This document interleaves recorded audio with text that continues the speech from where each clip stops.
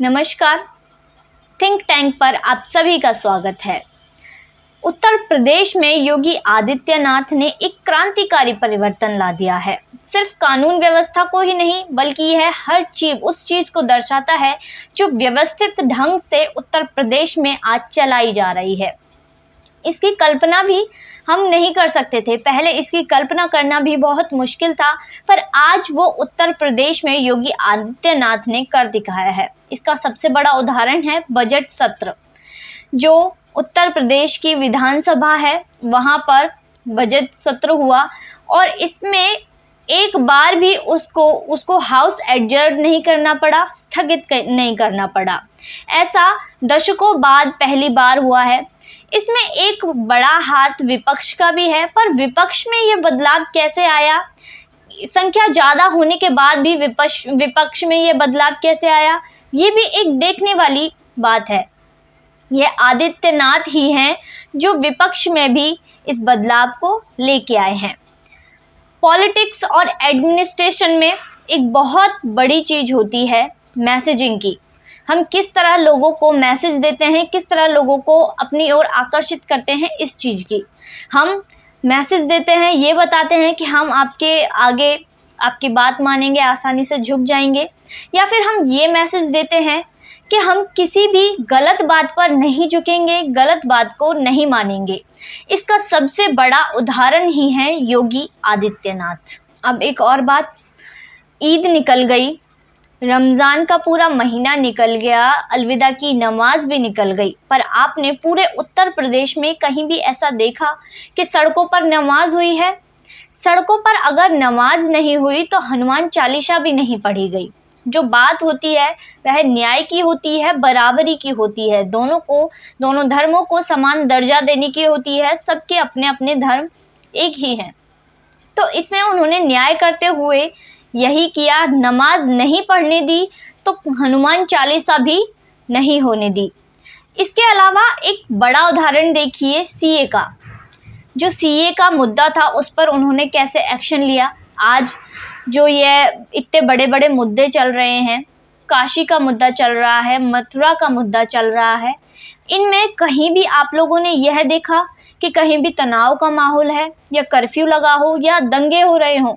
यह सिर्फ योगी आदित्यनाथ के ही एक्शन से है, उनके ही जो कानून व्यवस्था उन्होंने संभाली है।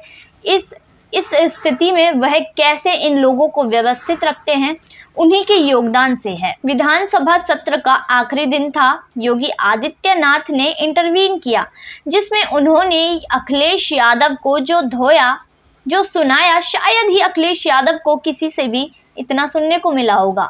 उन्होंने अखिलेश यादव को बोला, ना तो आपको संस्कृति की समझ है, ना ही आपको सनातन धर्म की समझ है, ना सनातनियों की समझ है, ना ही आपको सार्वजनिक व्यवहार की समझ है, ना ही आपको किसानों की समझ है, ना ही किसानों की समस्याओं की समझ है। आपको किसी भी चीज़ की समझ ही नहीं है।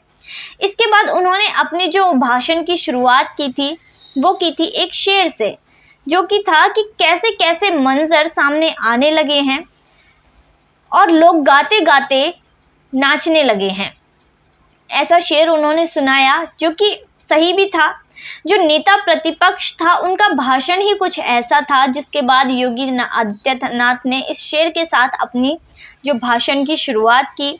उन्होंने अखिलेश यादव को बताया कि आपने जो 5 साल हैं, जो अखिलेश यादव हैं वो 2012 से अपने आप को निकाल ही नहीं पाए हैं। जब वो सत्ता में थे, उन्हें सत्ता से गए भी 5 साल हो चुके हैं, वो कभी भी ये समझ ही नहीं पाए हैं कि अगर वो इतने ही योग्य होते तो जो उत्तर प्रदेश की जनता है वह उन्हें 2-2 बार क्यों रिजेक्ट करती।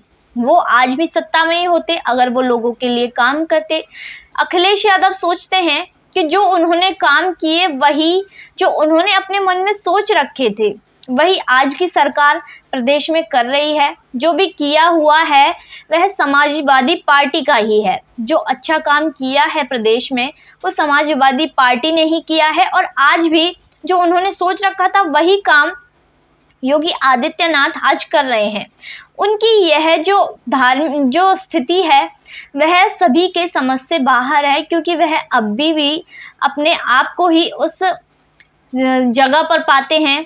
वह सोचते हैं कि मैंने ही इस प्रदेश में सब कुछ किया है, पर उनकी ये एक गलतफहमी है, क्योंकि अभी तो उन्हें सत्ता से गए भी 5 साल हो चुके हैं, उन्होंने प्रदेश में कुछ नहीं किया। इसके बाद योगी आदित्यनाथ ने अखिलेश यादव को फिर से टिप्पणी करते हुए बताया, उनको समझाते हुए बोला कि आपने जो 5 साल गुजारे थे वो गुजारे थे समस्याएं ढूंढने में, पर इसकी जगह, समस्या की जगह आप हल ढूंढते तो ज़्यादा बेहतर होता। हम आपकी तरह समस्याएं नहीं खोजते, सीधे खोजते हैं उनका हल।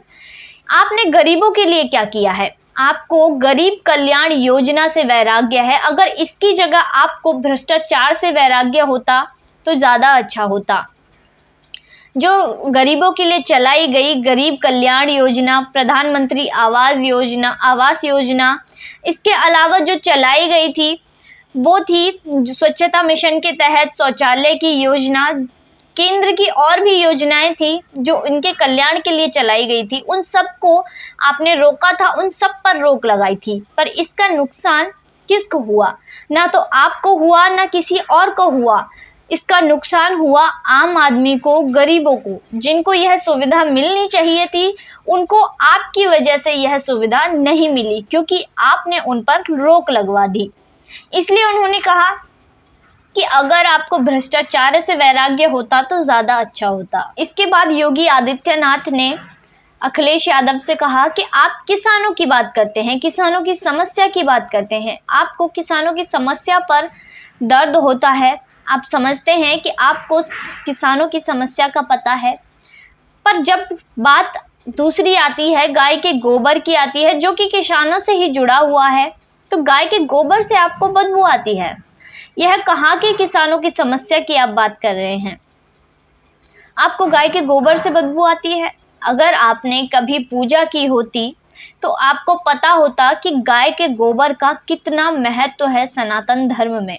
हमेशा मूर्तियों की ही पूजा नहीं की जाती, कहीं कहीं कभी कभार गाय के गोबर से भी लक्ष्मी गणेश को बनाकर पूजा जाता है, जो कि समृद्धि का रूप है।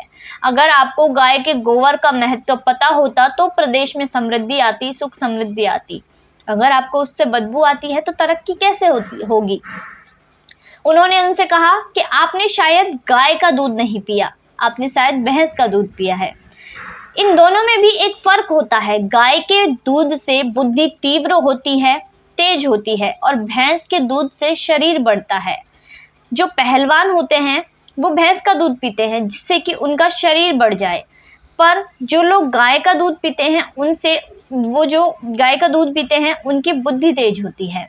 यह समझाते हुए कहा कि आजकल तो अगरबत्तियां भी गाय के गोबर से ही बनने लगी हैं।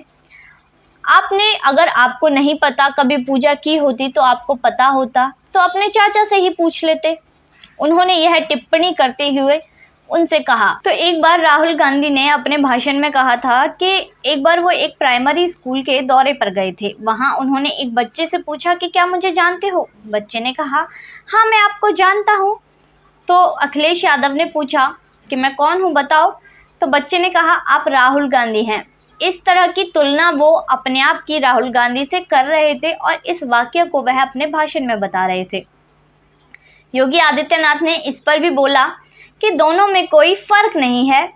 जो राहुल गांधी हैं वह अपने देश के बाहर जाकर अपने देश की आलोचना करते हैं और आप प्रदेश में रहकर ही अपने प्रदेश की आलोचना करते हैं। पर जाहिर सी बात है, यह बात अखिलेश यादव को समझ में ही नहीं आई।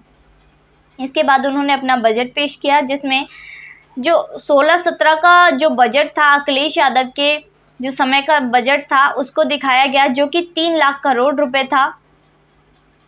इसके बाद जो 2022-23 का जो बजट दिखाया गया उसमें था 6 लाख करोड़ रुपए। उन्होंने यह दुगना दिखाया, जबकि 2 साल इसमें कोविड के भी थे। कोविड की महामारी के बाद भी यह जो बजट था उसका मुनाफा 2 गुना ज़्यादा था और लोग इसमें और भी बढ़ चढ़कर हिस्सा ले रहे थे। अपने जो इसमें निर्यात बढ़ गया था और इसमें बढ़ चढ़कर हिस्सा ले रहे थे। इसके बाद उन्होंने बहुत सी चीज़ें ऐसी बताया कि 3 जून को पीएम मोदी आ रहे हैं यूपी में और चीज़ों का एक इनॉग्रेशन करने जा रहे हैं, जिसमें नई नई जो इकाइयाँ खोली जाएंगी, नई नई बिजनेस के तरीके दिए जाएंगे। इसके बाद 2 मुद्दे और हैं जो उन्होंने उठाए। एक था कन्नौज का मुद्दा। उस पर जो योगी आदित्यनाथ हैं उन्होंने बोला कि कन्नौज से जो इत्र वाले मित्र हैं वो बहुत ही फ़ायदा उठा गए, कमाल दिखा गए। इसके बाद पूरी सभा में ठहाका लग गया। उन्होंने कहा कि आज कन्नौज से 800 करोड़ का निर्यात होता है और 55 नई इकाइयां खोली गई हैं। वहां इत्र बनता है, इत्र का वहां से निर्यात होता है। उन्होंने यह भी कहा कि ओडीओपी डिस्ट्रिक्ट प्रोडक्ट का जो मजाक उड़ाया गया था, अखिलेश यादव ने पूछा वो क्या होता है।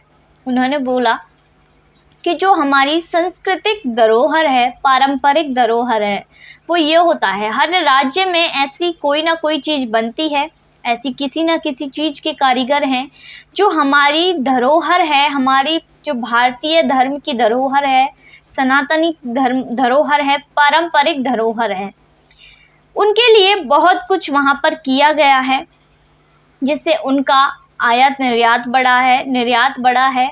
जो छोटे कारीगर हैं उनके लिए पैसे मुहैया कराए गए, उनकी जो सीख थी उन्हें आगे बढ़ाया गया, उन्हें और जो ऊंचे स्तर पर सिखाया गया, उस जो कलाकृतियां हैं उनको बनाना और ऊंचे स्तर पर सिखाया गया। उन्हें जो प्लेटफॉर्म था अपनी चीज़ों को बेचने का वह मुहैया कराया गया। उनकी जो आय है वह बढ़ाई गई, इससे बढ़ाई गई। उन्होंने उनके लिए बहुत कुछ किया। इसके बाद जो हमारे राष्ट्रपति थे वो जापान गए थे। उन्होंने वहाँ पर अमेरिका के राष्ट्रपति को मथुरा की एक पेंटिंग गिफ्ट की थी, जिसके बाद उन्होंने ओडीओपी के बारे में भी बताया और बहुत सी ऐसी चीज़ें बताई जिससे भारत का जो निर्यात है वो आगे बढ़ा, भारत की जो प्रशंसा है वो आगे बढ़ी, भारत की संस्कृति आगे बढ़ी।